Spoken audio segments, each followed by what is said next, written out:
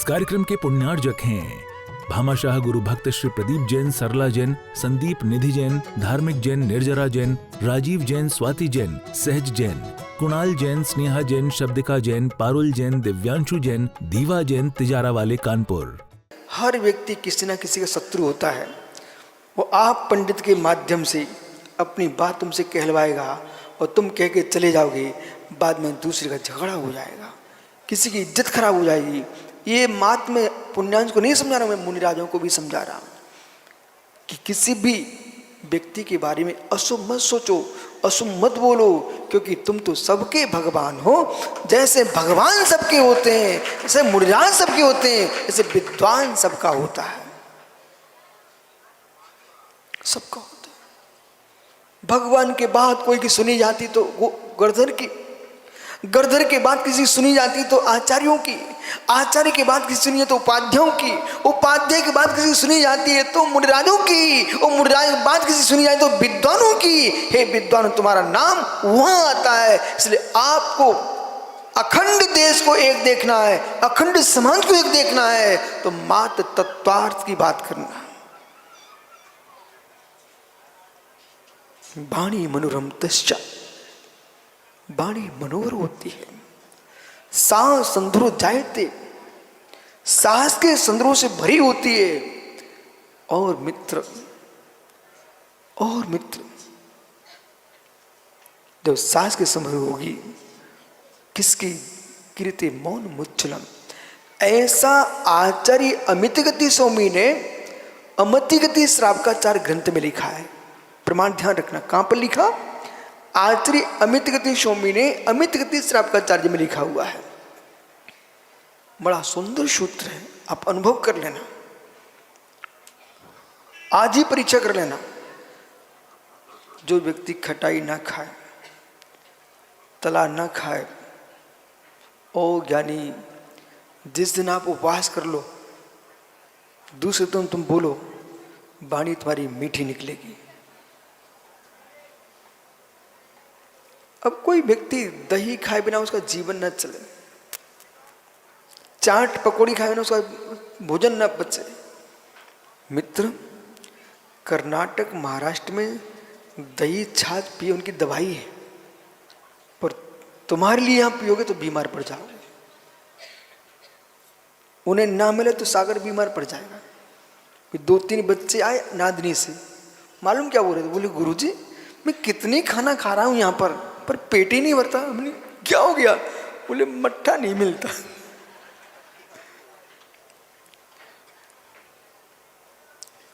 अलग अलग प्रांत का, इसलिए श्री मूलाचार्य जी में अनूप, जांगल, कुरु, अनूप, जांगल, कुरु, ये 3 प्रकार के क्षेत्रों की व्याख्या है। और आचार्यों को कितना ध्यान था मुनियों के प्रति। यदि अस्वस्थ हो गए तो साधना कैसे करेंगे, जिन शासन की प्रभावना कैसे करेंगे? तुम क्षेत्र को देख करके आहार करो। बुंदेलखंड में आए हो ना, तो यहाँ के अनुसार भोजन सीख लेना। महाराष्ट्र कर्नाटक जाओ तो वहां के अनुसार तुम भोजन करना प्रारंभ कर देना। बोले क्यों? यदि नहीं किया आपने तो श्रावकों को कष्ट होगा। मतलब भाकरी खाना नहीं सीखे तुम उधर, इतने गेहूं कहां से लाएंगे? तो उनको कष्ट होगा।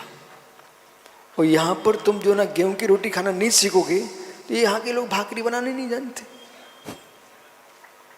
तो आपको कष्ट होगा, आपको भी कष्ट होगा। प्रत्येक प्रांत का भोजन करना मुनियों को सीख लेना चाहिए, जिससे तुम्हारे उद्दिष्ट में दोष ना लगे, अनुद्दिष्ट रहे, उद्दिष्ट ना रहे।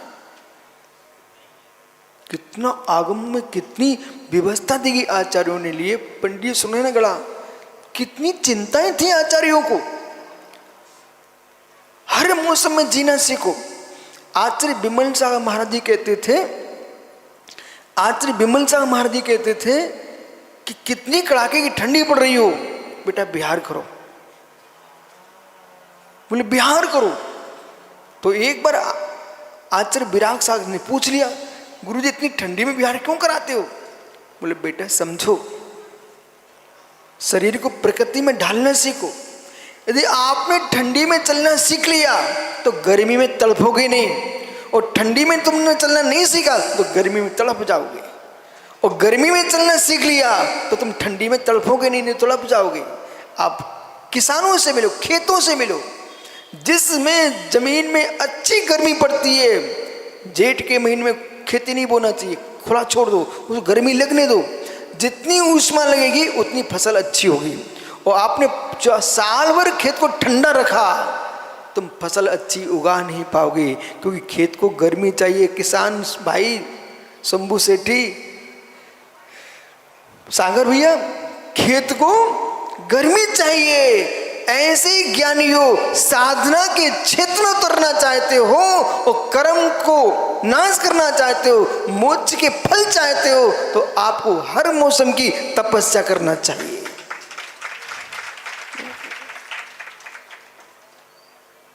सुखिया जीवन सुख प्रदान नहीं करा पाएगा। पुनः कहूं, सुखिया जीवन सुख प्रदान नहीं करा पाएगा, न संसार का न मोक्ष का। ज्ञानियों पुनः सुनिए, सुखिया जीवन अनके सुख प्रदान नहीं करा पाएगा। कि अनिकेत बाबू ने सोच लिया बिहार का समय है, चलो घर भग चलो, फिर जब बिहार बंद हो जाए फिर आ जाएंगे। सुखिया जीवन सुख प्रदान नहीं करा पाएगा। हर्षित कैसे? माना कि बचपना है, पढ़ने में कष्ट होता है, सुख से जी रहे हैं, स्कूल जाने ही नहीं है, सुखिया जीवन जी रहे हैं। बेटा थोड़ा आगे उम्र बढ़ेगी ना, फिर तुम दूसरे के चेहरे देखते मिलोगे, अब तुम्हें कोई सुख नहीं मिलेगा, दूसरे की नौकरी करना पड़ेगी। विद्यार्थी का सुखिया जीवन, जीवन भर नौकरी करना पड़ेगी। यानी किसान का सुखिया जीवन, साल भर भूखकर मरना पड़ेगा। मुनिराज का सुखिया जीवन, मुझसे दूर हो जाओगे।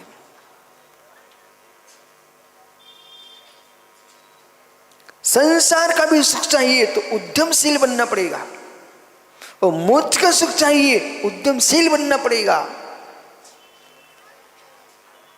पुरुषार्थ नहीं अच्छे तो कुछ नहीं हो सकता। कितना उद्यम किया, हो महावीर भैया, सुरेश भैया, कितना उद्यम किया एक व्यक्ति ने।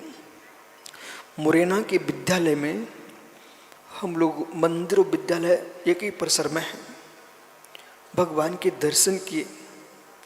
वहाँ के अध्यापक शिक्षक वर्ग हाथ जोड़े, बोले महाराज जी विद्यालय को भी देख लीजिए। गोपाल दास बरैया का विद्यालय है, जिस विद्यालय से माणिक चंद जी कौंदे, मक्खनलाल शास्त्री, आचार्य विमल सागर जैसे मान धुंधर जीव निकले हुए हैं।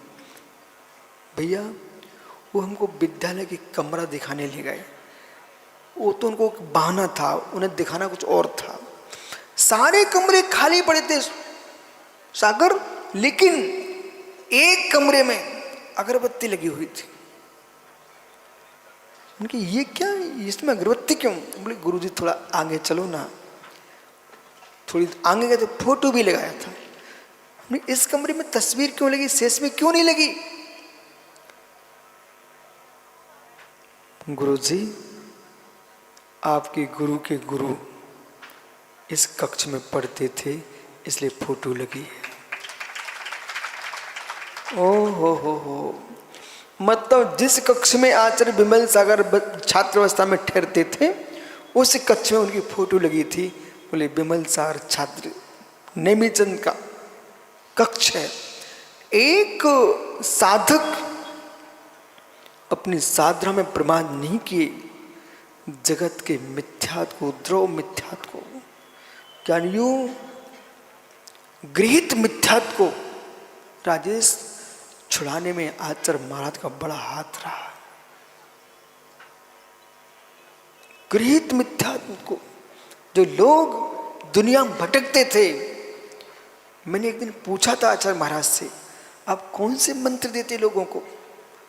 बोले बेटा कुछ नहीं देता, मैं मात्र नमोकार मंत्र देता।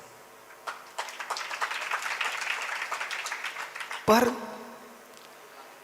जब तक व्यक्ति को बताओगे नहीं तो वो भटकता है। बोले सबसे पहले रात्रि भोजन त्याग करा था। तो रात्रि में हजारों जीवों चरने वाले लोग कितना पाप बंद करते हैं, रात्रि में छुड़ा दिया, पाप बच गया।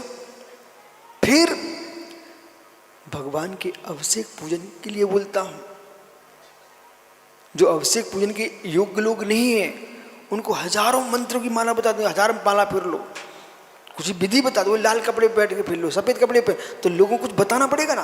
तुम सीधी दवाई दे देना, वैद्य ना, तो मरीज क्या सोचता, बोले अरे क्या पकड़ा दिया, ये प्रतीक गया, बोले डॉक्टर साहब पेट दर्द कर रहा है, तो एक वैद्य था सीधा साधा, उसने कहा लो बेटा एक कंडे की राख खा लो तुम ठीक हो। उसने फेंक के भगी आया, बोले कंडे की राख से ठीक होते क्या।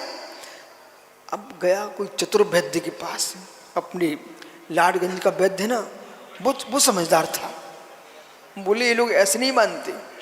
उसने क्या किया, कंडे की राख को बढ़िया पैकिंग किया, दवाई वही दी है। वो क्या बोला, प्रतीक भाई ये गोमय भस्म है, ये कुनकुने पानी के साथ पी लेना। अरे ये गोमय भस्म, वो 500 रुपए ले लिए, अब तो बढ़िया डॉक्टर है, ठीक हो गया। लेकिन उससे पता किया क्या था, भैया कुछ नहीं था, जो राख थी ना उसका नाम रखते गोमय भस्म, तो तुमने खरीद लिया। ऐसे जगती पर महामंत्र नमोकार है, उन्होंने कहा तुम सफेद कपड़े बैठ के माला फेर लेना। अरे गुरुजी ने कहा है, बोले लाल कपड़े पहन लेना बैठ जाना, बोले काले कपड़े बैठ जाना। अरे गुरुजी ने कहा है। आपने ग्रंथ का नाम सुना, सम्मेशकर महात्मा नाम का ग्रंथ सुना आपने? नहीं सुना तो एक बार सुन लेना और जरूर पढ़ना।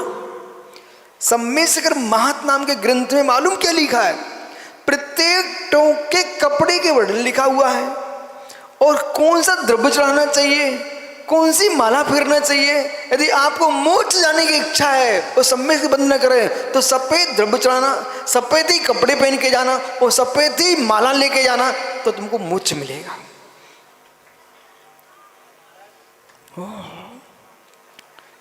वो महाराज बनने, महाराज कैसे, महाराज को शुक्ल प्रणाम शुक्ल लेसा के भाव बना के जाना चाहिए, तो तुम्हें मोक्ष मिलेगा।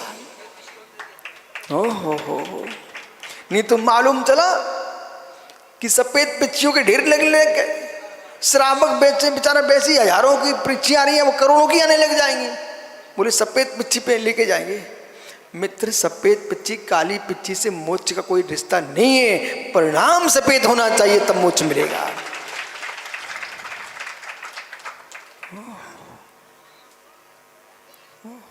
सफेद पिच्ची से मोक्ष मिलता तो सारे बगुले सफेद होते, सबका मोक्ष हो जाएगा, सारे मयूरों सफेद पंख वाले मयूरों का मोक्ष हो जाएगा। न कमंडल में मोक्ष, न पिच्ची में मोक्ष, न शरीर में मोक्ष है, मोक्ष तो परिणामों की विशुद्धि में है।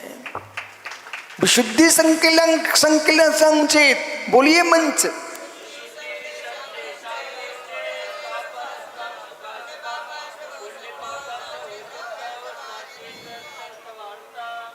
कैसे बोलते, जिनवाणी का अवसर मिले हाथ जुड़ जाना चाहिए, 100 में कंठे बोलना चाहिए।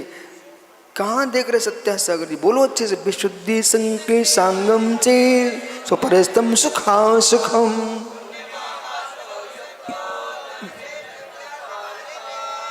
हे अरहंत देव, आपके शासन में विशुद्धि से पुण्याश्रम होता है, संक्लेशता से पापाश्रम होता है, और क्या होता है हे नाथ, आपके शासन में बद्धते मुचते जीवा शमो निर्माक्रमा तस्मा प्रत्नेन निर्वत्तुम पिचिंतेत। बोलो एक सुर में।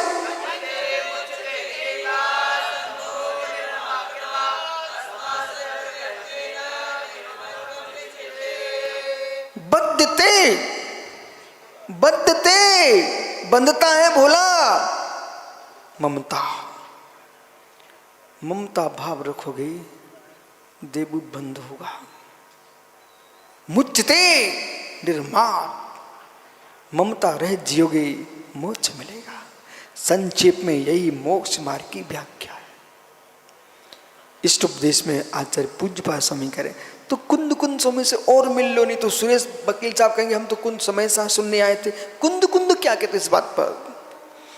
जीवे जीवेवा संपसमजत्तु जुत्तो तथी बंद मोक्षो हवदि समान श्रीराम। हे जीव, इस समय शायर की गाथा बोल रहा हूं। दूसरी गाथा, रत्तो बंदधि कम्मं मुंचत जीवो विराग संपत्तो ऐसो जुणो देशो तम्मा कम्मेषु मारच। हे जीव, रत्तो बंदधि कम्मं, राग बंद का कारण है। मुंचत वीर जीवो विराग संपत्तो, हे जीव, वैराग की संपत्ति से मुक्ति मिलती है। ऐसा जिनोपदेशो, ऐसा जिनवर देव का उपदेश है, किसी ऐरे गहरे खेरे का नहीं है। ऐसा जिनवर देव का उपदेश, तम्मा कम्मेषु मारच, इसलिए कर्मों से राग मत करो, कर्मों से राग मत करो।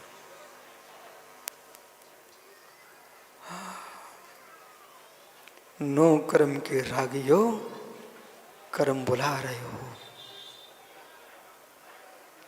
नो कर्म के रागियो कर्म बुला रहे हो। पर के शरीरों का राग तुम्हें संसार में भटका रहा है।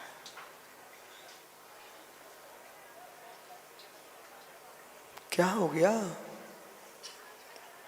पर शरीरों का राग संसार में भटका रहा है। जिन आंखों से देख के तुम तत्वधर्मी की आंख फोड़ रहे हो, भी आंखें फूट जाएंगी और तुमको नरक में डुबा देगी। ये आंखें तो नीरज पुत्र बेटा, ये आंखें तो यहीं रह जाएंगी।